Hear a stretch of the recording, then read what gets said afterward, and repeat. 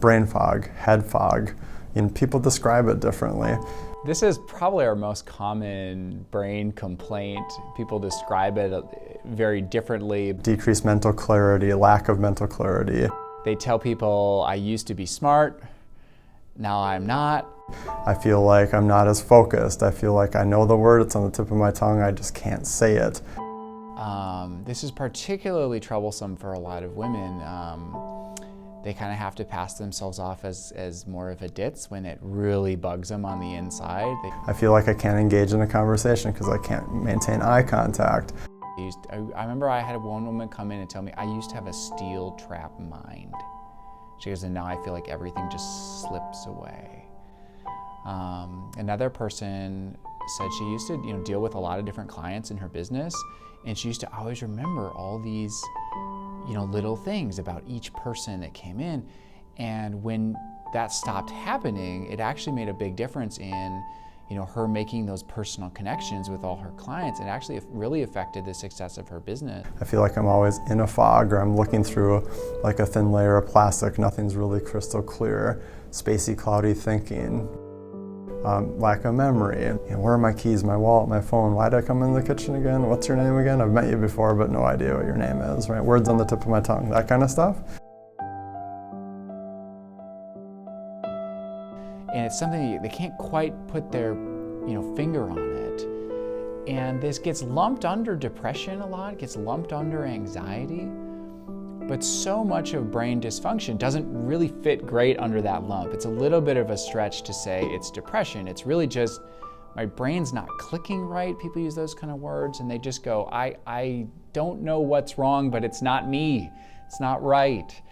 Yeah, in the field of neurology, the things that we pay attention to too are more the things that the patient used to be very good at and it's now difficult. That's more concerning to us than, I was never good at math. And I wasn't good at math when I was a kid. I'm still not good at math. My job is not to make that person good at math.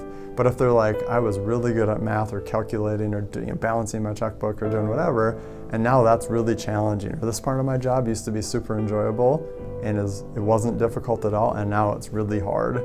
Those are the things that are more red flags to us, and to investigate like, why is that patient having that? You have people that come into your office that don't even know that they're experiencing brain fog. Sure. And you're running tests on them and you ask them questions and then you report back to them that, Yeah, so for example, say we do labs, right, and the patient, their blood sugar doesn't look great, whether it's fasting glucose, hemoglobin A1C, insulin, whatever markers we're looking at, or if they have a high homocysteine level in their blood, which anything over 7 in homocysteine inflames the neurons in the brain is what the research says.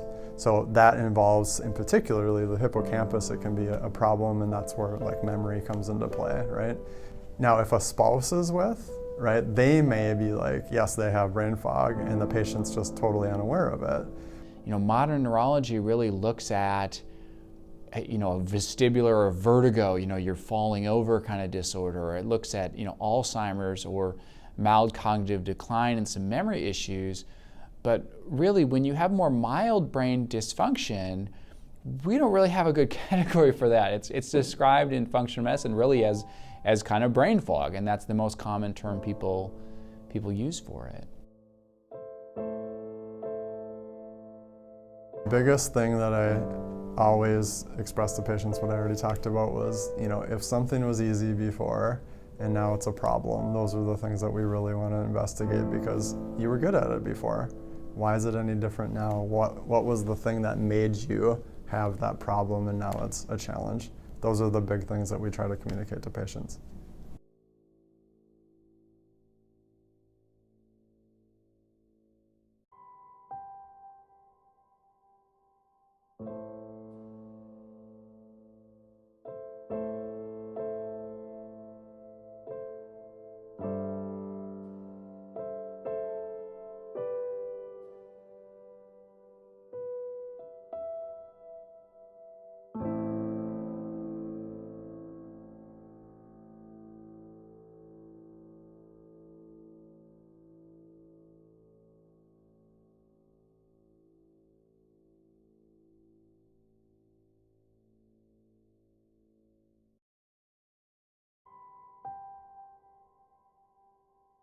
you.